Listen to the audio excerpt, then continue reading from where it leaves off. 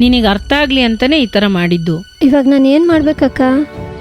ನೀನು ಮನೆಗೆ ಹೋಗು, ರಂಜಿತ್ ಹತ್ರ ನಾನು ಮಾತಾಡ್ತೀನಿ. ಅವಳಿಗೆ ಸಪೋರ್ಟ್ ಅಂತ ನೀವೇ ತಾನೇ ರಂಜಿತ್? ಅವಳು ನನ್ನ ಸಪೋರ್ಟ್ ಅಂತಲೇ ಅನ್ಕೊಳ್ಳಲ್ವಲ್ಲ. ನಾನು ಎಷ್ಟು ಅವಳಿಗೆ ಹೇಳಿದೆ, ಅವಳು ನನ್ನ ಮಾತೇ ಕೇಳಿಲ್ವಲ್ಲ. ಗಂಡ ಹೇಳುವಂತ ಆಲೋಚನೆಯನ್ನು ನಾವು ಕೇಳಬೇಕು. ಆ ರೀತಿ ಆಲೋಚನೆಯನ್ನು ಕೇಳಿ ನಾವು ಕುಟುಂಬವನ್ನು ಮುನ್ನಡೆಸುವಾಗ ನಮ್ಮ ಕುಟುಂಬ ಆಶೀರ್ವಾದವಾಗಿರುತ್ತದೆ. ಕುಟುಂಬದಲ್ಲಿ ಗಂಡ ಹೆಂಡತಿ ಜಗಳವಿಲ್ಲದೆ, ಗೊಂದಲವಿಲ್ಲದೆ, ಪ್ರೀತಿಯಿಂದ, ಐಕ್ಯತೆಯಿಂದ ಇದ್ದು ಕಾರ್ಯಗಳನ್ನು ಮಾಡಬಹುದು.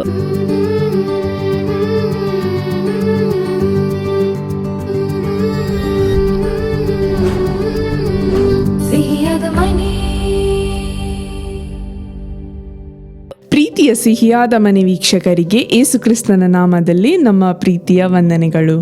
ಪ್ರತಿ ವಾರವೂ ಈ ಸಿಹಿಯಾದ ಮನೆ ಕಾರ್ಯಕ್ರಮದ ಮೂಲಕ ನಿಮ್ಮನ್ನು ಸಂಧಿಸುವುದರಲ್ಲಿ ನಾವು ಬಹಳ ಸಂತೋಷ ಪಡುತ್ತೇವೆ. ಈ ಕಾರ್ಯಕ್ರಮದ ಮೂಲಕ ದೇವರು ಮಾಡುತ್ತಿರುವಂತಹ ಮಹತ್ ಕಾರ್ಯಗಳಿಗಾಗಿ ನಾವು ದೇವರಿಗೆ ವಂದನೆಗಳನ್ನು ಸಲ್ಲಿಸುವರಾಗಿ ಇದ್ದೇವೆ. ಈ ದಿನದಲ್ಲಿ ಸಲಹೆಗಳನ್ನು ಸ್ವೀಕರಿಸು ಎಂಬ ಶೀರ್ಷಿಕೆಯಲ್ಲಿ ನಾವು ಕಾರ್ಯಕ್ರಮಗಳನ್ನು ನೋಡಲಿದ್ದೇವೆ. ತಿಳುವಳಿಕೆಯನ್ನು ಪ್ರೀತಿಸುವನು ಶಿಕ್ಷಣವನ್ನು ಪ್ರೀತಿಸುತ್ತಾನೆ ಎಂಬುದಾಗಿ ದೇವರ ವಾಕ್ಯವು ಹೇಳುತ್ತದೆ. ಆದರೆ ಈ ದಿನಗಳಲ್ಲಿ ಅನೇಕರು ಸಲಹೆಗಳನ್ನು ಇಷ್ಟಪಡುವುದೂ ಇಲ್ಲ, ಅದನ್ನು ಸ್ವೀಕರಿಸುವುದೂ ಇಲ್ಲ. ತಾವು ಮಾಡುವುದೇ ಸರಿ ಎಂಬುದಾಗಿ ಅಂದುಕೊಂಡು ತಪ್ಪಾದ ಕಾರ್ಯಗಳಲ್ಲಿ ಸಿಲುಕಿ ತಪ್ಪಾದ ತೀರ್ಮಾನಗಳನ್ನು ಮಾಡಿ ಸಮಸ್ಯೆಗಳಲ್ಲಿ ಬಿದ್ದು ಅದರ ಪರಿಣಾಮಗಳನ್ನು ಅನುಭವಿಸುವಾಗಲೇ ತಪ್ಪು ಮಾಡಿಬಿಟ್ಟನಲ್ಲ ಎಂಬುದಾಗಿ ಬೇಸರಗೊಳ್ಳುತ್ತಾರೆ. ಪ್ರಿಯರಾದವರೇ, ನಾವು ಆ ರೀತಿ ಮಾಡಬಾರದು. ಸಲಹೆಗಳಿಗೆ ನಾವು ಕಿವಿಗೊಟ್ಟು ನಾವು ಮಾಡುವ ಕಾರ್ಯಗಳು ಸರಿಯಾ ತಪ್ಪಾ, ನಾವು ತೆಗೆದುಕೊಳ್ಳುವಂತ ತೀರ್ಮಾನಗಳು ಸರಿಯಾ ತಪ್ಪಾ ಎಂದು ದೇವರ ಸಮ್ಮುಖದಲ್ಲಿ ಪರೀಕ್ಷಿಸಿ ತೀರ್ಮಾನಗಳನ್ನು ತೆಗೆದುಕೊಳ್ಳುವುದಾದರೆ ನಮ್ಮ ಕುಟುಂಬದಲ್ಲಿ ಸಮಾಧಾನವು ಸಂತೋಷವು ಯಾವಾಗಲೂ ತಂಗಿರುತ್ತದೆ. ಈಗ ಮೊದಲನೇದಾಗಿ ನೀವು ಆಸಕ್ತಿಯಿಂದ ಕಾದಿರುವ ಜ್ಯೋತ್ಯಕ್ಕ ನಾಟಕ.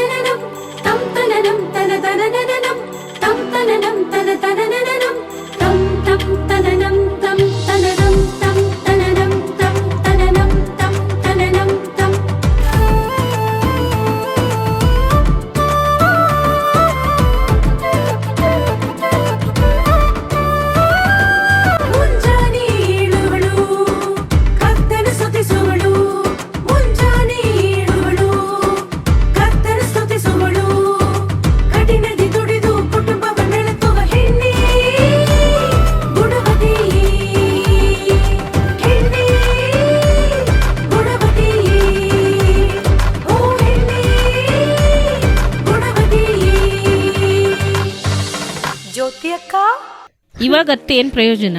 ನೀನು ಈ ಥರ ನಡೆಯೋಕ್ಕಿಂತ ಮುಂಚೆ ತಾನೇ ಯೋಚನೆ ಮಾಡಬೇಕು. ನಾನು ಇವಾಗ ಏನು ಮಾಡೋದಕ್ಕ? ಯಾವ ಮುಖ ಇಟ್ಕೊಂಡು ನಾನು ಅವ್ರ ಮುಂದೆ ಹೋಗಿ ನಿಂತ್ಕೊಳ್ಳಿ? ಅಕ್ಕ ಅಕ್ಕ ಅಕ್ಕ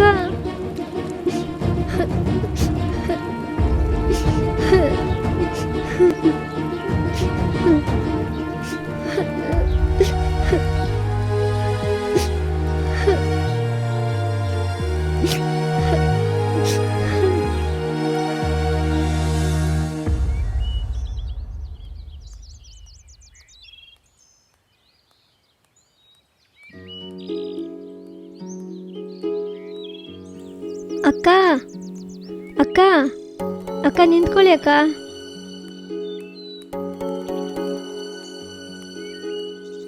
ಯಾಕಕ್ಕ ಎದ್ದೋಗ್ಬಿಟ್ರಿ?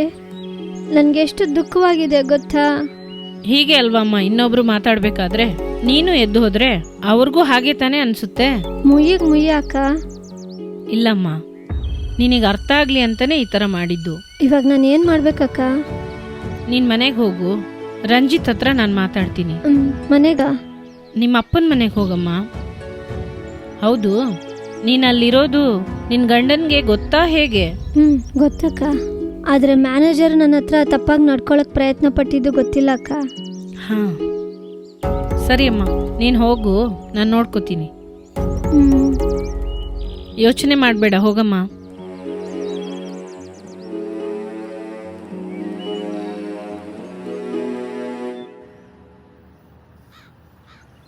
ಲವ್, ಹೊಟ್ಟೆ ಸೀತಾ ಇದೆ ಕಣ, ಎಲ್ಲರೂ ಹೋಟೆಲ್ಗೆ ಹೋಗೋಣ. ಹೋಟೆಲ್ಗಾ? ಯಾಕೆ ಯೋಚನೆ ಮಾಡ್ತಿದ್ಯಾ?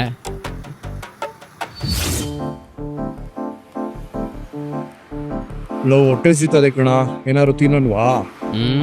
ನನ್ನ ಹತ್ರ ದುಡ್ಡಿಲ್ಲ ಕಣ. ಹಾಂ ಸರಿ ಬಿಡು, ಬಾ ಹೋಗೋಣ. ಲವ್ ಪರವಾಗಿಲ್ಲ ಬಾರ, ಏನಾದ್ರು ತಿನ್ಕೊಂಡು ಹೋಗೋಣ. ದುಡ್ಡು ಇಲ್ವಲ್ಲ, ಮತ್ತೆ ಹೆಂಗೋ ಸಾಧ್ಯ? ಲವ್ ನೀನು ಬಾರ, ಯಾವ್ದಾದ್ರು ಕುರಿ ಸಿಗೋದೇ ಇಲ್ವಾ? ಬಾ.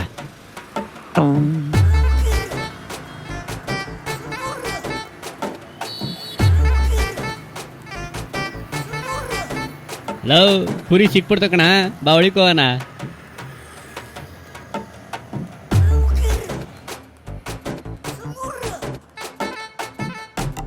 ಅಣ್ಣ ಸುರೇಶ್ ಹೇಗಿದೆಯೋ? ಚೆನ್ನಾಗಿದ್ದೀನಣ್ಣ. ಊಟ ಮಾಡ್ತೀಯಾ? ಹಾ ಅಣ್ಣ ಊಟ ಮಾಡ್ತೀವಿ. ಅಣ್ಣ 2 ಪ್ಲೇಟ್ ಬಿರಿಯಾನಿ. ಒಂದು ಮಾತಿಗೆ ಊಟ ಮಾಡ್ತೀರಾ ಅಂತ ಕೇಳಿದೆ, ಅಷ್ಟು ಕೂತ್ಕೊಂಡೇ ಬಿಟ್ರು.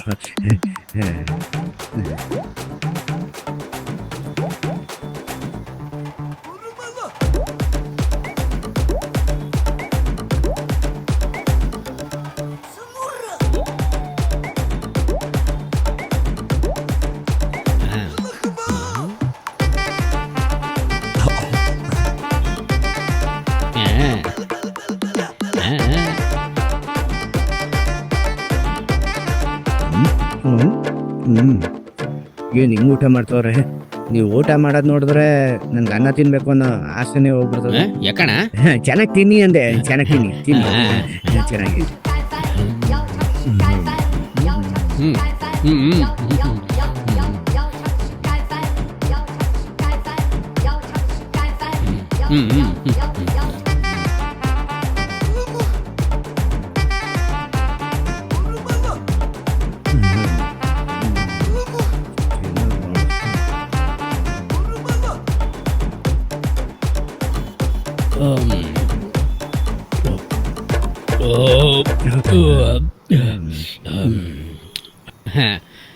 ಅಣ್ಣ ನಾವು ಬರೋದಣ್ಣ. ಬರ್ಬೇಡಿ, ಮತ್ತೆ ಬರ್ಬೇಡಿ, ಹೋಗ್ಬಿಡ್ರಪ್ಪ, ಸಾಕು ನಿಮ್ದು. ಇನ್ಮೇಲೆ ಈ ಜನ್ಮದಲ್ಲಿ ಯಾರನ್ನು ಊಟ ಮಾಡ್ದ ಅಂತ ಕೇಳಬಾರ್ದಪ್ಪ. ಸರಿ, ಇದು ಬೇರೆ, ಇದಿದ್ರೇನು ಇಲ್ಲೇ ಹೋದ್ರೇನು. ಚೆನ್ನಾಗಿತ್ತಲ್ಲಣ್ಣ?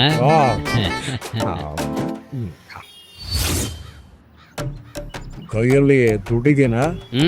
ದುಡ್ಡೆಲ್ಲ ಇದೆ ಕಣ, ನೀನೇನು ಭಯಪಡ್ಬೇಡ ಬಾ. ನಾನು ಮಾತಾಡಿ ನೋಡ್ದೆ ಅಪ್ಪ. ರಂಜಿತ್ ಒಳಗೆ ಆ ಮಾತುಗಳು ಹೋಗಲೇ ಇಲ್ಲ. ಅವರು ಮನಸ್ಥಿತಿಯಲ್ಲಿ ತುಂಬ ಬಾಧಿಸಲ್ಪಟ್ಟಿದ್ದಾರೆ. ಮಾಲತಿ ಬಗ್ಗೆ ಹೊರಗಡೆ ಆಡಿರೋ ಮಾತು ಅವ್ರನ್ನ ತುಂಬ ಬಾಧಿಸಿದೆ. ಅವಮಾನದಲ್ಲಿ ಮನೆಯಿಂದ ಹೊರಗಡೆ ಹೋಗ್ದಲೇ ಇದ್ದಾರಪ್ಪ. ಇವಾಗ ಏನ್ ಮಾಡೋದಮ್ಮ? ಮಾಲತಿನ ಕೂಡ ತುಂಬಾ ದಿನ ಮನೆಯಲ್ಲೇ ಇಟ್ಕೊಳಕ್ಕಾಗೋದಿಲ್ಲ ಅಲ್ವಾ? ಅದು ಸರಿನೇ ಅಪ್ಪ. ನೀವೇ ಈ ಥರ ಇದ್ರೆ ಹೇಗೆ? ಮತ್ತೆ ಹೇಗೆ ಇರಕ್ಕೆ ಸಾಧ್ಯ? ಅವಳ ಬಗ್ಗೆ ಎಷ್ಟು ತಪ್ಪಾಗಿ ಮಾತಾಡ್ತಾ ಇದ್ದಾರೆ ಗೊತ್ತಾ? ಅದನ್ನು ಕೇಳಬೇಕಾದ್ರೆ ನನಗೆ ಯಾವ ಥರ ಇರುತ್ತೆ? ಕಷ್ಟನೇ, ನನಗೆ ಅರ್ಥ ಆಗುತ್ತೆ. ಆದ್ರೂ ಏನಕ್ಕ, ಅವಳು ಅವರಪ್ಪನ ಮನೆಯಲ್ಲೇ ಇರಲಿ, ನಾನು ಇಲ್ಲೇ ಇರ್ತೀನಿ, ಬೇರೇನು ಮಾಡೋಕ್ಕಾಗುತ್ತೆ? ಮಾಲತಿ ಮಾಡಿದ್ದು ತಪ್ಪೇನೆ, ಅದನ್ನು ಸರಿ ಅಂತ ನಾನು ಹೇಳ್ತಿಲ್ಲ. ಆದರೆ ಅವಳಿಗೆ ಸಪೋರ್ಟ್ ಅಂತ ನೀವೇ ತಾನೇ ರಂಜಿತ್? ಅವಳು ನನ್ನ ಸಪೋರ್ಟ್ ಅಂತಾನೆ ಅನ್ಕೊಳ್ಳಲ್ವಲ್ಲ. ನಾನು ಎಷ್ಟು ಅವಳಿಗೆ ಹೇಳಿದೆ, ಅವಳು ನನ್ನ ಮಾತೇ ಕೇಳಿಲ್ವಲ್ಲ. ಪ್ಲೀಸ್ ನಾನು ಸ್ವಲ್ಪ ಒಂಟಿ ಆಗ್ಬಿಟ್ಬಿಡಿ. ನಾನು ಎಷ್ಟೋ ಹೇಳ್ದೆ, ಬುದ್ಧಿಹೀನಳಾಗಿ ನಡ್ಕೋಬೇಡ, ಅದು ಜೀವನನೇ ಹಾಳು ಮಾಡುತ್ತೆ ಅಂತ. ನೀನು ಕೇಳಲೇ ಇಲ್ಲ. ಇವಾಗ ನಿನ್ನನ್ನು ಎಲ್ಲಿ ಕರ್ಕೊಂಬಂದು ನಿಲ್ಸಿದೆ ನೋಡ್ದಾ? ಸೌಂದರ್ಯವು ನೆಚ್ಚತಕ್ಕದ್ದಲ್ಲ, ಲಾವಣ್ಯವು ನೆಲೆಯಲ್ಲ ಅನ್ನೋ ವಾಕ್ಯನು ನಿನ್ ಕಿವಿಗೆ ಬಿತ್ತು. ಆದ್ರೆ ನಿನ್ ಹೃದಯದೊಳಗಡೆ ಅದು ಹೋಗ್ಲೇ ಇಲ್ಲ.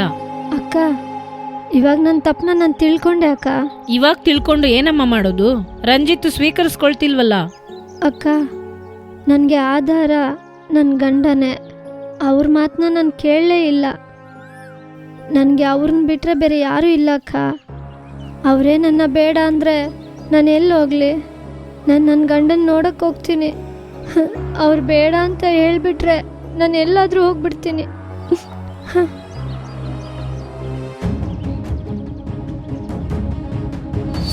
ರಂಜಿತ್, ಮಾಲತಿ ತಪ್ಪಾದವಳಲ್ಲಪ್ಪ.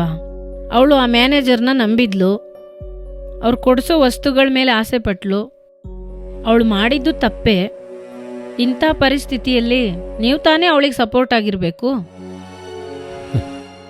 ರಂಜಿತ್, ಅವಳು ತಪ್ಪಾದವಳೇ ಆಗಿದ್ರೆ ಮ್ಯಾನೇಜರ್ ಕೈ ಹಿಡಿದು ಎಳೆದು ರೂಮಿಗೆ ಕರೆಯುವಾಗ ಅವಳು ಹೋಗಿರ್ತಿದ್ಲಲ್ಲ. ಆದರೆ ಮಾಲತಿ ಕೈನ ತಳ್ಳಿಬಿಟ್ಟು ಹೊರಗಡೆ ತಾನೇ ಓಡ್ಬಂದ್ಲು.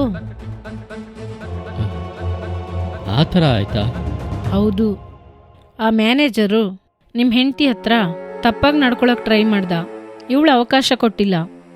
ಇವಾಗ ಮುರಿಯಲ್ಪಟ್ಟು ಮನೇಲಿ ಕೂತಿದ್ದಾಳೆ. ಒಂಟಿತನ ಹಾಗೆ ಚುಚ್ಚು ಅಂತ ಮನಸ್ಸಾಕ್ಷಿ ಅವಳನ್ನು ಬಾಧಿಸ್ತಾ ಇದೆ.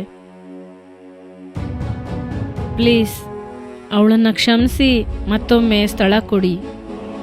ನೀವು ಕೂಡ ಅವಳಿಗೆ ಸಪೋರ್ಟ್ ಆಗಿಲ್ಲ ಅಂದರೆ ಪಾಪ ಮಾಲ್ತಿ.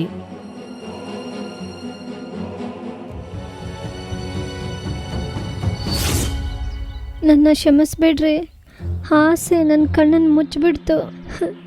ಇನ್ಮೇಲೆ ಈ ರೀತಿ ನಡ್ಕೊಳ್ಳಲ್ಲ. ನನ್ನ ಬೇಡ ಅಂತ ಮಾತ್ರ ಹೇಳ್ಬಿಡ್ಬೇಡಿ. ಇಲ್ಲಮ್ಮ, ಆ ರೀತಿಯಾಗಲ್ಲ. ಇಲ್ಲಮ್ಮ, ನಾನು ನಿನ್ನ ಅರ್ಥ ಮಾಡ್ಕೊಂಡಿದ್ದೀನಮ್ಮ.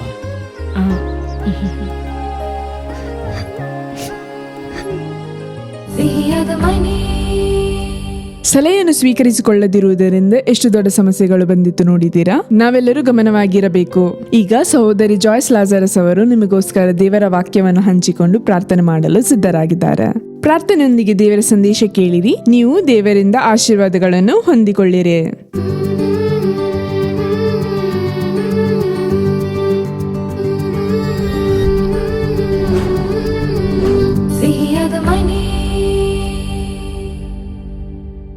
ಕರ್ತನು ರಕ್ಷಕನೂ ಆಗಿರುವ ಯೇಸು ಕ್ರಿಸ್ತನ ಮಧುರವಾದ ನಾಮದಲ್ಲಿ ನಿಮ್ಮೆಲ್ಲರಿಗೂ ನನ್ನ ಪ್ರೀತಿಯ ವಂದನೆಗಳನ್ನು ತಿಳಿಸುತ್ತೇನೆ. ದೇವರು ಈ ಕಾರ್ಯಕ್ರಮದ ಮೂಲಕ ನಿಮ್ಮೊಂದಿಗೆ ಮಾತನಾಡಿ ನಿಮ್ಮನ್ನು ಆಶೀರ್ವದಿಸುತ್ತಾರೆ. ನಾವು ಒಂದು ಒಳ್ಳೆ ನಾಟಕವನ್ನು ನೋಡಿದೆವು. ದೇವರು ನಮ್ಮೊಂದಿಗೆ ಮಾತಾಡಿರುತ್ತಾರೆ. ನಿಜವಾಗಿ ದೇವರು ಎಲ್ಲರೊಂದಿಗೂ ಮಾತನಾಡಿರುತ್ತಾರೆ ಎಂದು ನಾನು ನಂಬುತ್ತೇನೆ. ದೇವರು ನಿಮ್ಮೊಂದಿಗೆ ಮಾತಾಡಿರುತ್ತಾರೆ. ದೇವರು ಮಾತನಾಡುವ ಮಾತಿಗೆ ನಾವು ವಿಧೇಯರಾಗುವಾಗ ದೇವರು ನಮ್ಮ ಜೀವಿತದಲ್ಲಿ ಇಟ್ಟಿರುವಂಥ ಆಶೀರ್ವಾದಗಳನ್ನು ಸ್ವತಂತ್ರಿಸಿಕೊಳ್ಳಲು ಸಾಧ್ಯ. ನನ್ನ ಪ್ರಿಯರಾದವರೇ, ದೇವರು ನಮಗೆ ಕೊಟ್ಟಿರುವ ಕುಟುಂಬವು ತುಂಬ ಮುಖ್ಯವಾದದ್ದು. ಕುಟುಂಬವು ಬಹಳ ಮುಖ್ಯವಾದದ್ದು. ಕುಟುಂಬ ಒಡೆದು ಹೋದರೆ ಅದನ್ನು ಒಂದು ಮಾಡಲು ಆಗುವುದಿಲ್ಲ.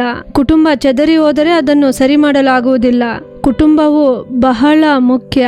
ಪ್ರಿಯರಾದವರೇ, ಕುಟುಂಬದಲ್ಲಿ ಗಂಡ ಹೆಂಡತಿ ಬಹಳ ಮುಖ್ಯವಾದವರು. ಗಂಡ ಒಂದು ಆಲೋಚನೆಯನ್ನು ಹೇಳುತ್ತಾರೆ ಎಂದರೆ ಹೆಂಡತಿ ಆಲೋಚನೆಯನ್ನು ಕೇಳಬೇಕು. ಇಲ್ಲ, ನನಗೆ ಎಲ್ಲ ತಿಳಿದಿದೆ, ಅವರು ವಿದ್ಯೆ ಇಲ್ಲದವರು, ನಾನೇ ನಮ್ಮ ಮನೆಯಲ್ಲಿ ಜ್ಞಾನವಂತಳು ಎಂದು ನಾವು ಹೇಳುತ್ತಿರಬಾರದು. ಗಂಡನ ಮಾತಿನ ಮೂಲಕ ದೇವರು ಮಾತನಾಡುತ್ತಾರೆ. ಗಂಡನು ಹೇಳುವ ಆಲೋಚನೆಯನ್ನು ಹೆಂಡತಿ ಕೇಳಬೇಕು. ಹೆಂಡತಿಯರಾಗಿರುವ ನಾವು ಕೇಳಬೇಕು. ಸ್ವಂತವಾಗಿ ಯಾವ ತೀರ್ಮಾನವನ್ನು ತೆಗೆದುಕೊಳ್ಳಬಾರದು, ಆತುರ ಪಡಬಾರದು. ಯಾವುದೇ ಕಾರ್ಯವಾಗಿದ್ದರೂ ಗಂಡನ ಬಳಿ ಹೇಳಬೇಕು. ಗಂಡ ಬೇಡ ಎಂದರೆ ಸರಿ ಎಂದು ನಾವು ಇರಬೇಕು. ಇಲ್ಲ, ನಾನು ಹೋಗುತ್ತೇನೆ ಎಂದು ಹೋಗಬಾರದು. ನಾವು ವಿಧೇಯರಾಗಬೇಕು. ನಮ್ಮ ಜೀವನದಲ್ಲಿ ದೇವರು ನಮಗೆ ಕೊಟ್ಟಿರುವ ಗಂಡನಿಗಾಗಿ ನಾವು ದೇವರಿಗೆ ವಂದನೆ ಹೇಳಬೇಕು. ಗಂಡನ ಮಾತನ್ನು ಕೇಳಬೇಕು. ಗಂಡನು ಹೇಳುವ ಆಲೋಚನೆಯನ್ನು ಕೇಳಬೇಕು. ಗಂಡನು ಹೇಳುವ ಬುದ್ಧಿಯನ್ನು ಕೇಳಬೇಕು. ನನ್ನ ಪ್ರಿಯರಾದವರೇ, ಸತ್ಯವೇದ ಹೇಳುತ್ತದೆ, ಜ್ಞಾನೋಕ್ತಿಗಳು 4:13 ನೋಡಿರಿ. ಸದುಪದೇಶವನ್ನು ಇಡಿ, ಸಡಿಲ ಬಿಡಬೇಡ, ಅದನ್ನು ಕಾಪಾಡಿಕೋ, ಅದೇ ನಿನ್ನ ಜೀವವು. ಅದನ್ನು ಕಾಪಾಡಿಕೋ, ಅದೇ ನಿನ್ನ ಜೀವವು ಎಂದು ವಾಕ್ಯವು ಹೇಳುತ್ತದೆ. ನನ್ನ ಪ್ರಿಯರಾದವರೇ, ಗಂಡನು ನಮಗೆ ಕೊಡುವ ಆಲೋಚನೆಯನ್ನು ನಾವು ಅಂಗೀಕರಿಸಬೇಕು. ಗಂಡನು ಹೇಳುವ ಬುದ್ಧಿಯನ್ನು ನಾವು ಕೇಳಬೇಕು. ಕುಟುಂಬದ ಯಜಮಾನನು ಗಂಡನೇ.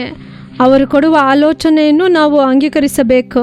ನಮಗೆ ಒಳ್ಳೆಯದಕ್ಕಾಗಿ ಹೇಳುತ್ತಾರೆ, ಅದು ಒಳ್ಳೆಯದೇ ಎಂದು ನಾವು ಯೋಚಿಸಬೇಕು. ಸತ್ಯವೇದದಲ್ಲಿ ನೋಡುವುದಾದರೆ ಆದಿಕಾಂಡ 3ನೇ ಅಧ್ಯಾಯದಲ್ಲಿ ಆದಾಮನು ಅವಳನ್ನು ದೇವರು ಯೋರ್ದನ್ ತೋಟದಲ್ಲಿ ಇಟ್ಟಿದ್ದರು. ಎಲ್ಲವನ್ನು ಅವರು ತಿನ್ನುವಂತೆ, ಎಲ್ಲವನ್ನು ಅವರು ಸೇವಿಸುವಂತೆ ದೇವರು ಅವರಿಗೆ ಅಪ್ಪಣೆ ಕೊಟ್ಟಿದ್ದರು. ಆದರೆ ತೋಟದ ಮಧ್ಯದಲ್ಲಿರುವ ಹಣ್ಣನ್ನು ತಿನ್ನಬಾರದು, ಬೇರೆ ಎಲ್ಲವನ್ನು ತಿನ್ನಬಹುದು ಎಂದು ದೇವರು ಅಪ್ಪಣೆ ಕೊಟ್ಟಿರುತ್ತಾರೆ. ಆದರೆ ಸೈತಾನನು ತಂತ್ರವಾಗಿ ಮಾತನಾಡುವಾಗ, ಆದರೆ ಅವಳು ಆದಾಮನ ಬಳಿ ಬಂದು ಹೇಳಿರಬೇಕಿತ್ತು. ಆದಾಮನ ಬಳಿ ಹೇಳದಂತೆ ಅವಳೇ ತೀರ್ಮಾನ ತೆಗೆದುಕೊಂಡಳು. ತಾನಾಗಿಯೇ ತೀರ್ಮಾನ ತೆಗೆದುಕೊಂಡು ತಾನಾಗಿಯೇ ಕಾರ್ಯ ಮಾಡಿದಳು. ಆದ್ದರಿಂದ ಸಮಸ್ಯೆಗಳು ಬಂದಿತು. ನನ್ನ ಪ್ರಿಯರಾದವರೇ, ಕುಟುಂಬದಲ್ಲಿ ಸ್ತ್ರೀಯರಾಗಿರುವ ನಾವಾಗಿ ಯಾವ ತೀರ್ಮಾನ ತೆಗೆದುಕೊಳ್ಳಬಾರದು.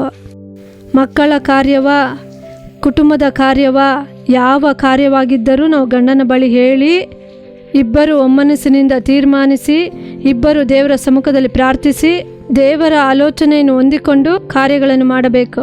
ನಾವಾಗಿಯೇ ನಮ್ಮಷ್ಟಕ್ಕೆ ತೀರ್ಮಾನ ಮಾಡಿ ಯಾವ ಕಾರ್ಯವನ್ನು ಮಾಡಬಾರದು. ಅದು ಸಕ್ಸಸ್ ಆಗುವುದಿಲ್ಲ, ಸಾಧ್ಯವಿಲ್ಲ.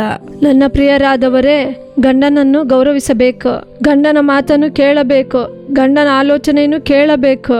ಗಂಡನು ಹೇಳುವುದು ಒಳ್ಳೆಯದಕ್ಕಾಗಿಯೇ ನಮಗಾಗಿಯೇ ಹೇಳುತ್ತಾರೆ. ನಮ್ಮ ಕುಟುಂಬವು, ನಮ್ಮ ಕುಟುಂಬದ ಕಾರ್ಯಗಳು ಗಂಡನಿಗೆ ವಿಧೇಯತರಾಗಬೇಕು. ಅಂತಹ ಯೋಚನೆ ನಮ್ಮಲ್ಲಿ ಇರಬೇಕು, ಸ್ತ್ರೀಯರಾಗಿರುವ ನಮ್ಮಲ್ಲಿ ಇರಬೇಕು. ಗಂಡ ವಿದ್ಯೆ ಇಲ್ಲದವರು, ಅವರಿಗೆ ಏನು ತಿಳಿಯದು, ಅವರಿಗೆ ಒಂದು ಗೊತ್ತಿಲ್ಲ ಎಂದು, ನಮಗೆ ಎಲ್ಲವೂ ತಿಳಿದಿದೆ ಎಂದು ಹೆಮ್ಮೆಯ ಗುಣದಲ್ಲಿ ನಾವು ಇರಬಾರದು. ಸ್ತ್ರೀಯರು ಜಾಗ್ರತೆಯಿಂದ ಇರಬೇಕು. ಗಂಡನು ಹೇಳುವ ಆಲೋಚನೆಯನ್ನು ಕೇಳಬೇಕು. ಆ ರೀತಿ ಕೇಳಿ ಇಬ್ಬರು ಒಮ್ಮನಸ್ಸಿನಿಂದ ಕಾರ್ಯಗಳನ್ನು ಮಾಡುವಾಗ ದೇವರು ಅಂತಹ ಕುಟುಂಬಗಳನ್ನೆಲ್ಲ ಆಶೀರ್ವದಿಸುತ್ತಾರೆ. ನನ್ನ ಪ್ರಿಯರಾದವರೇ, ಒಬ್ಬ ಸಹೋದರಿ ಕುಟುಂಬದ ಸಮಸ್ಯೆಯಿಂದ ನನ್ನನ್ನು ನೋಡಲು ಬಂದಿದ್ದರು. ನಾನು ಅವರೊಂದಿಗೆ ಮಾತನಾಡಿದ ಅವರ ತಾಯಿಯು ಜೊತೆಯಲ್ಲಿದ್ದರು. ಆ ಸಹೋದರಿ ಕತ್ತಿನಲ್ಲಿ ಒಂದು ಚಿಕ್ಕ ಚೈನನ್ನು ಹಾಕಿದ್ದರು. ಆಗ ನಾನು ಕೇಳಿದೆ, ನಿನಗೆ ಹಾಕಿದ್ದ ತಾಳಿ ಎಲ್ಲಿ ಎಂದು ನಾನು ಕೇಳಿದೆ. ತಕ್ಷಣ ಸಹೋದರಿಯ ತಾಯಿಯವರು ಹೇಳುತ್ತಾರೆ, ಇವಳನ್ನು ನಂಬಲು ಆಗುವುದಿಲ್ಲ ಎಂದರು. ಏಕೆ ಎಂದು ಕೇಳಿದೆ. ಕತ್ತಿನಲ್ಲಿರುವ ತಾಳಿಯನ್ನು ಬಿಚ್ಚಿ ಯಾರೋ ಫ್ರೆಂಡ್ ಕೇಳಿದರು ಎಂದು ಕೊಟ್ಟು ಬಿಟ್ಟಳು. ತುಂಬಾ ಅರ್ಜೆಂಟಾಗಿ ದುಡ್ಡು ಬೇಕೆಂದು ಕೇಳಿದಳು. ತಕ್ಷಣ ತಾಳಿಯನ್ನು ಬಿಚ್ಚಿ ಕೊಟ್ಟಿದ್ದಾಳೆ ಎಂದು ಹೇಳಿದರು. ನನ್ನ ಪ್ರಿಯರಾದವರೇ, ದೇವರ ಸಮ್ಮುಖದಲ್ಲಿ ಗಂಡನು ಕಟ್ಟಿದಂಥ ತಾಳಿಯನ್ನು ಬಿಚ್ಚಬಾರದು. ಅದನ್ನು ಬಿಚ್ಚಿ ಮತ್ತೊಬ್ಬರಿಗೆ ಕೊಡಬಾರದು. ಒಂದು ವೇಳೆ ನೀವು ದಾನ ಮಾಡುವವರಾಗಿದ್ದರೂ ದಯವಿಟ್ಟು ಆ ರೀತಿ ಮಾಡಬಾರದು. ತಾಳಿಯನ್ನು ಬಿಚ್ಚಿ ಯಾರಿಗಾದರೂ ಕೊಡಬಾರದು. ಅದು ತಪ್ಪು. ಆ ಸಹೋದರಿ ಕೊಟ್ಟು ಬಿಟ್ಟರು. ಈಗ ಗಂಡ ತಾಳಿ ಎಲ್ಲಿ ಎಂದು ಕೇಳುತ್ತಿದ್ದರೆ, ಈಗ ಆ ಸಹೋದರಿ ಹೇಳುತ್ತಿದ್ದಾರೆ ಅವಳು ಸುಮ್ಮನಿದ್ದಾಳೆ ಎಂದು. ಈಗ ಗಂಡನು ಕೇಳುತ್ತಿದ್ದಾನೆ ತಾಳಿ ಎಲ್ಲಿ ಎಂದು. ಆದರೆ ಇವಳು ಕೆಲಸ ಮಾಡುವ ಜಾಗದಲ್ಲಿ ಫ್ರೆಂಡಿಗೆ ಕೊಟ್ಟು ಬಿಟ್ಟಳು. ಇದುವರೆಗೂ ಸಿಕ್ಕಲಿಲ್ಲ, ತಾಳಿ ಹೋಯಿತು, ಬೇರೆ ತಾಳಿಯನ್ನು ಮಾಡಿಕೊಡಬೇಕೆಂದು ಹೇಳುತ್ತಿದ್ದಾರೆ. ನನ್ನ ಪ್ರಿಯರಾದವರೇ, ನಾವು ನಮ್ಮ ಜೀವಿತದಲ್ಲಿ ಜಾಗರೂಕತೆಯಿಂದ ಇರಬೇಕು. ಹಿರಿಯರು ಹೇಳುವ ಆಲೋಚನೆಯನ್ನು ಕೇಳಬೇಕು, ಗಂಡನು ಹೇಳುವ ಆಲೋಚನೆಯನ್ನು ನಾವು ಕೇಳಬೇಕು. ಆ ರೀತಿ ನಾವು ಆಲೋಚನೆಯನ್ನು ಕೇಳಿ ಕುಟುಂಬವನ್ನು ನಡೆಸುವಾಗ ನಮ್ಮ ಕುಟುಂಬವು ಆಶೀರ್ವಾದವಾಗಿರುತ್ತದೆ. ಕುಟುಂಬದಲ್ಲಿ ಗಂಡ ಹೆಂಡತಿಯ ಮಧ್ಯದಲ್ಲಿ ಜಗಳ ಇರುವುದಿಲ್ಲ, ಸಮಸ್ಯೆ ಇರುವುದಿಲ್ಲ, ಚಂಚಲ ಇರುವುದಿಲ್ಲ. ಪ್ರೀತಿಯಿಂದ ಐಕ್ಯತೆಯಿಂದ ಇದ್ದು ಕಾರ್ಯ ಮಾಡಬಹುದು. ಯಾವುದೇ ಕಾರ್ಯವಾಗಿದ್ದರೂ ಗಂಡ ಹೆಂಡತಿ ಸೇರಿ ಪ್ರಾರ್ಥಿಸಿ ದೇವರ ಸಮ್ಮುಖದಲ್ಲಿ ತೀರ್ಮಾನ ತೆಗೆದುಕೊಳ್ಳುವಾಗ, ಏಕ ಮನಸ್ಸಿನಿಂದ ಕುಟುಂಬದಲ್ಲಿ ಕಾರ್ಯಗಳನ್ನು ಮಾಡುವಾಗ ಅಂತಹ ಕುಟುಂಬಗಳನ್ನು ದೇವರು ಆಶೀರ್ವದಿಸುತ್ತಾರೆ. ಕುಟುಂಬಗಳಲ್ಲಿ ದೇವರ ಸಮ್ಮುಖದಿಂದ ಆಶೀರ್ವಾದವನ್ನು ಹೊಂದಿಕೊಳ್ಳಬಹುದು. ನಾವು ಬುದ್ಧಿವಂತರಾಗಿ ನಡೆಯಬೇಕು, ಜ್ಞಾನವುಳ್ಳವರಾಗಿ ನಡೆದುಕೊಳ್ಳಬೇಕು. ನಾವು ಜ್ಞಾನದಿಂದ ಕುಟುಂಬವಾಗಿರುವ ಮನೆಯನ್ನು ಕಟ್ಟಬೇಕು. ನಾವು ಆ ರೀತಿ ಕಟ್ಟುವಾಗ ದೇವರು ನಮ್ಮ ಕುಟುಂಬಗಳನ್ನು ಆಶೀರ್ವದಿಸುತ್ತಾರೆ. ಮಕ್ಕಳು ಆಶೀರ್ವದಿಸಲ್ಪಡುತ್ತಾರೆ. ಅವನು ಮಾಡುವ ಕೆಲಸವೆಲ್ಲ ಸಫಲವಾಗುತ್ತದೆ ಎಂಬ ವಾಕ್ಯದ ಪ್ರಕಾರ ಗಂಡನು ಮಾಡುವ ಕೆಲಸಗಳನ್ನೆಲ್ಲ ದೇವರು ಸಫಲ ಮಾಡುತ್ತಾರೆ. ನಾವು ಏನೇ ಕಾರ್ಯವಾಗಿದ್ದರೂ ಗಂಡನ ಮಾತಿಗೆ ವಿಧೇಯರಾಗಬೇಕು. ಗಂಡನ ಆಲೋಚನೆಯನ್ನು ನಾವು ಕೇಳಬೇಕು.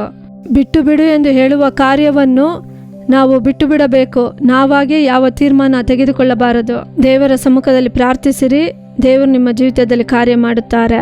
ನಾವು ಪ್ರಾರ್ಥಿಸೋಣವ. ಯೇಸುವೇ, ನಿಮಗೆ ವಂದನೆ ಸಲ್ಲಿಸುತ್ತೇವಪ್ಪ, ನಿಮ್ಮನ್ನು ಸ್ತುತಿಸುತ್ತೇವಪ್ಪ, ಸ್ತೋತ್ರ ಮಾಡುತ್ತೇವಪ್ಪ. ಈ ಕಾರ್ಯಕ್ರಮಕ್ಕಾಗಿ ನಿಮಗೆ ವಂದನೆ ಸಲ್ಲಿಸುತ್ತೇವಪ್ಪ. ನೀವು ಕುಟುಂಬಗಳನ್ನು ಕುರಿತು ಸ್ಪಷ್ಟವಾಗಿ ಮಾತಾಡುತ್ತಿದ್ದೀರಿ, ಅದಕ್ಕಾಗಿ ವಂದನೆ ಸಲ್ಲಿಸುತ್ತೇವಪ್ಪ. ದೇವರೇ, ಕುಟುಂಬಗಳಲ್ಲಿ ಆತ್ಮನಾದವರು ನೀವು ಕ್ರಿಯೆ ಮಾಡಿರಿ ಅಪ್ಪ. ನೀವು ನಮಗೆ ಕೊಟ್ಟಿರುವಂಥ ಗಂಡನನ್ನು ಪ್ರೀತಿಸಬೇಕಪ್ಪ. ಕುಟುಂಬದ ಯಜಮಾನನನ್ನು ನಾವು ಪ್ರೀತಿಸುವವರಾಗಿರಬೇಕು, ಜ್ಞಾನವಂತೆಯರಾಗಿರಬೇಕಪ್ಪ. ಸ್ವಂತವಾಗಿ ಯಾವುದರಲ್ಲೂ ತೀರ್ಮಾನ ತೆಗೆದುಕೊಳ್ಳಬಾರದು. ತಾವಾಗಿಯೇ ತೀರ್ಮಾನಗಳನ್ನು ತೆಗೆದುಕೊಂಡು ಕುಟುಂಬಗಳನ್ನು ಮುರಿದು ಹಾಕಬಾರದಪ್ಪ. ಅಪ್ಪ, ನಿಮ್ಮಿಂದ ಕುಟುಂಬಗಳು ಕಟ್ಟಲ್ಪಡಬೇಕು. ನಿಮಗೆ ಪ್ರಾಮುಖ್ಯತೆ ಕೊಡಬೇಕು, ಸತ್ಯವೇದಕ್ಕೆ ಪ್ರಾಮುಖ್ಯತೆ ಕೊಡಬೇಕು ಅಪ್ಪ. ನಿಮ್ಮ ವಾಕ್ಯಕ್ಕೆ ಪ್ರಾಮುಖ್ಯತೆ ಕೊಡಬೇಕು. ನಾವು ಪ್ರಾರ್ಥಿಸುವಂಥ ಸ್ತ್ರೀಯರಾಗಿ ಕಾಣಲ್ಪಡಬೇಕಪ್ಪ. ಅಪ್ಪ, ಸ್ತ್ರೀಯರಲ್ಲಿ ಕಾಣುವಂತೆ ಎಲ್ಲ ಪ್ರಾರ್ಥನಾ ಕೊರತೆಗಳು ಯೇಸುವಿನ ನಾಮದಲ್ಲಿ ಬದಲಾಗಲಿ. ದೇವರೇ, ಸತ್ಯವೇದವನ್ನು ಪ್ರೀತಿಸಿ ಓದಬೇಕು, ವಾಕ್ಯದ ಪ್ರಕಾರ ನಡೆಯಬೇಕು. ಅಪ್ಪ, ಸಾಕ್ಷಿಯಾಗಿ ನಾವು ನಡೆಯಬೇಕಪ್ಪ. ಸ್ತ್ರೀಯರಿಗೆ ನಿಮ್ಮ ಜ್ಞಾನವನ್ನು ಅನುಗ್ರಹಿಸಿರಿ, ನಿಮ್ಮ ಜ್ಞಾನವನ್ನು ಕೊಡಿರಿ ಅಪ್ಪ, ನಿಮ್ಮ ಬುದ್ಧಿಯನ್ನು ಅನುಗ್ರಹಿಸಿರಿ ಅಪ್ಪ. ಅನೇಕ ಕುಟುಂಬಗಳು ಮುರಿದು ಹೋಗಿವೆ, ಗಂಡ ಹೆಂಡತಿಯ ಮಧ್ಯದಲ್ಲಿ ಅನೇಕ ಭೇದ ಭಾವಗಳಪ್ಪ. ಅಂತಹ ಕುಟುಂಬಗಳಲ್ಲಿ ದೇವರೇ, ಈಗಲೇ ನಾವು ಪ್ರಾರ್ಥಿಸುವಾಗಲೇ ನೀವು ಕ್ರಿಯೆ ಮಾಡಿರಿ ಅಪ್ಪ. ಗಂಡನಿಗೆ ವಿಧೇಯತರಾಗಿ ನಡೆಯಬೇಕು, ಗಂಡನಿಗೆ ತಿಳಿಯದೆ ಯಾವ ಕಾರ್ಯಗಳನ್ನು ಮಾಡದಂತೆ ಅಪ್ಪ. ಸಹೋದರಿಯರನ್ನು ನೀವು ಬದಲಾಯಿಸಿರಿ ಅಪ್ಪ. ಕುಟುಂಬಗಳಲ್ಲಿ ಕಾರ್ಯಗಳನ್ನು ಸಫಲ ಮಾಡಿರಿ ಅಪ್ಪ. ಗಂಡ ಹೆಂಡತಿಯ ಮಧ್ಯದಲ್ಲಿ ತರುವಂತ ಸಂಶಯ ಕ್ರಿಯೆಗಳು ಯೇಸುವಿನ ನಾಮದಲ್ಲಿ ನಾಶವಾಗಿ ಹೋಗಲಿ ಅಪ್ಪ. ಎರಡು ಮನಸ್ಸುಳ್ಳವರಾಗಿ ಇರದೆ ಏಕ ಮನಸ್ಸಿನಿಂದ ಕಾರ್ಯ ಮಾಡುವಂತೆ ದೇವರೇ ನೀವು ನಡೆಸಿರಿ. ಆತ್ಮನಾದವರು ನೀವು ಕ್ರಿಯೆ ಮಾಡಿರಿ. ಕುಟುಂಬದಲ್ಲಿ ಕಾಣುವ ಎಲ್ಲ ಸಮಾಧಾನದ ಕೊರತೆಗಳು ಯೇಸುವಿನ ನಾಮದಲ್ಲಿ ಬದಲಾಗಲಿ ಅಪ್ಪ. ಕುಟುಂಬಗಳಲ್ಲಿ ನಿಮ್ಮ ಆಶೀರ್ವಾದವನ್ನು ಅನುಗ್ರಹಿಸಿರಿ ಅಪ್ಪ. ಗಂಡನನ್ನು ಆಶೀರ್ವದಿಸಿರಿ, ಗಂಡನು ಮಾಡುವ ಕೆಲಸಗಳನ್ನು ಆಶೀರ್ವದಿಸಿರಿ, ಮಕ್ಕಳನ್ನು ಆಶೀರ್ವದಿಸಿರಿ ಅಪ್ಪ. ಕುಟುಂಬಗಳಲ್ಲಿ ನಿಮ್ಮ ಆಶೀರ್ವಾದವು ಉಂಟಾಗಲಿ ದೇವರೇ ಅಪ್ಪ. ನನ್ನನ್ನು ಆಶೀರ್ವದಿಸಿರಿ, ನನ್ನ ಕುಟುಂಬವನ್ನು ಆಶೀರ್ವದಿಸಿರಿ, ನನ್ನ ಮಕ್ಕಳನ್ನು ಆಶೀರ್ವದಿಸಿರಿ ಎಂದು ಪ್ರಾರ್ಥಿಸುತ್ತಿರುವವರಿಗೆ ನೀವು ಮನಮರುಗಿರಿ ಯೇಸುವೆ. ನೀವು ಅದ್ಭುತಗಳನ್ನು ಮಾಡಿರಿ, ಎಲ್ಲ ಮಾನಸಿಕ ಒತ್ತಡಗಳು ನೀಗಿ ಹೋಗಲಿ ಅಪ್ಪ. ಸಹೋದರಿಯರಿಗೆ ಇರುವಂತ ಬಲಹೀನತೆ ಬದಲಾಗಲಿ, ಹೊಸ ಬಲ ಉಂಟಾಗಲಪ್ಪ ಅಪ್ಪ. ನಿಮ್ಮ ಆಶೀರ್ವಾದ ಉಂಟಾಗಲಿ, ಹೊಸ ಅಭಿಷೇಕವನ್ನು ಕೊಡಿರಿ ಅಪ್ಪ. ಈ ವರ್ಷದಲ್ಲಿ ಹೊಸ ಹೊಸ ಆಶೀರ್ವಾದಗಳನ್ನು ಕೊಡಿರಿ. ಕುಟುಂಬಗಳು ಆಶೀರ್ವದಿಸಲ್ಪಡಲಿ, ನಿಮ್ಮ ಶುಭವು ಕೃಪೆಯು ಹಿಂಬಾಲಿಸಲಿ. ನೀವು ಆ ರೀತಿ ಮಾಡುವುದಕ್ಕಾಗಿ ನಿಮಗೆ ವಂದನೆ ದೇವರೇ. ಯೇಸುವಿನ ನಾಮದಲ್ಲಿ ಪ್ರಾರ್ಥಿಸುತ್ತೇನೆ ತಂದೆಯೇ, ಆಮೇನ್ ಆಮೇನ್. ನನ್ನ ಪ್ರಿಯರಾದವರೇ, ಕುಟುಂಬ ಬಹಳ ಮುಖ್ಯ. ಕುಟುಂಬದಲ್ಲಿ ಗಂಡ ಹೆಂಡತಿ, ಹೆಂಡತಿ ಗಂಡ ಬಹಳ ಮುಖ್ಯ. ಕುಟುಂಬದಲ್ಲಿ ಜಗಳ ಮಾಡದಂತೆ ಒಮ್ಮನಸ್ಸಿನಿಂದ ಕಾರ್ಯಗಳನ್ನು ಮಾಡುವಾಗ ದೇವರು ನಿಮ್ಮ ಕುಟುಂಬಗಳಲ್ಲಿ ದೊಡ್ಡ ಕಾರ್ಯಗಳನ್ನು ಮಾಡುತ್ತಾರೆ. ದೇವರು ದೊಡ್ಡ ಆಶೀರ್ವಾದಗಳಿಂದ ನಿಮ್ಮನ್ನು ಆಶೀರ್ವದಿಸುತ್ತಾರೆ. ಆಮೇನ್ ಆಮೇನ್. ಪ್ರಿಯರಾದವರೇ, ಈ ದಿನದ ಕಾರ್ಯಕ್ರಮ ನಿಮಗೆ ಆಶೀರ್ವಾದವಾಗಿದ್ದೆಂದು ನಾವು ನಂಬುತ್ತೇವೆ. ನೀವು ಹೊಂದಿಕೊಂಡ ಮೇಲುಗಳನ್ನು, ಆಶೀರ್ವಾದಗಳನ್ನು ನಮಗೆ ತಿಳಿಸಲು ಮರೆಯಬೇಡಿ. ಶನಿವಾರ ಮತ್ತು ಭಾನುವಾರ ದೂರದರ್ಶನ ಹಾಗೂ ಯೇಸು ಬಿಡಿಸುತ್ತಾನೆ ಸಾಮಾಜಿಕ ಜಾಲತಾಣಗಳಲ್ಲಿ ಪ್ರಸಾರವಾಗುವಂತ ಪ್ರಾರ್ಥಿಸೋಣ ಬನ್ನಿ ಕಾರ್ಯಕ್ರಮವನ್ನು ಕುಟುಂಬವಾಗಿ ನೋಡಲು ಮರೆಯಬೇಡಿ. ನಿಮ್ಮ ಜೀವಿತದಲ್ಲಿ ಏನಾದರೂ ಸಮಸ್ಯೆ ಇದೆಯಾ, ಅಥವಾ ನಿಮಗೆ ತಿಳಿದವರ ಜೀವಿತದಲ್ಲಿ ಸಮಸ್ಯೆ ಇದೆಯಾ? ಅವರ ಕಷ್ಟಗಳು ನೀಗಬೇಕಾ? ಅವರು ಯೇಸುವನ್ನು ಅರಿತುಕೊಳ್ಳಬೇಕೆಂದು ನೀವು ಬಯಸುತ್ತೀರಾ? ಹಾಗಾದರೆ ಪ್ರಾರ್ಥಿಸೋಣ ಬನ್ನಿ ಕಾರ್ಯಕ್ರಮದ ಕುರಿತಾಗಿ ಅವರಿಗೆ ಹೇಳಿರಿ, ಅವರನ್ನು ನೋಡುವಂತೆ ಮಾಡಿರಿ. ದೇವರು ನಿಶ್ಚಯವಾಗಿ ಅವರ ಜೀವಿತದಲ್ಲಿ ಅದ್ಭುತಗಳನ್ನು ಮಾಡುವರು. ನಿಮ್ಮ ಜೀವಿತದಲ್ಲಿಯೂ ದೊಡ್ಡ ಬದಲಾವಣೆಗಳನ್ನು ಕಟ್ಟಲಿಡುವರು. ಪುನಃ ಮುಂದಿನ ವಾರ ಇದೇ ಕಾರ್ಯಕ್ರಮದಲ್ಲಿ ಇದೇ ಸಮಯದಲ್ಲಿ ಸಂಧಿಸೋಣ. ಅದುವರೆಗೂ ದೇವರ ಕೃಪೆ ನಿಮ್ಮೊಂದಿಗಿರಲಿ. For further details and prayer support, Jesus Redeems Ministries, Nalamavadi, Thoothukudi District, 628211. Our phone number 08035454545. God bless you.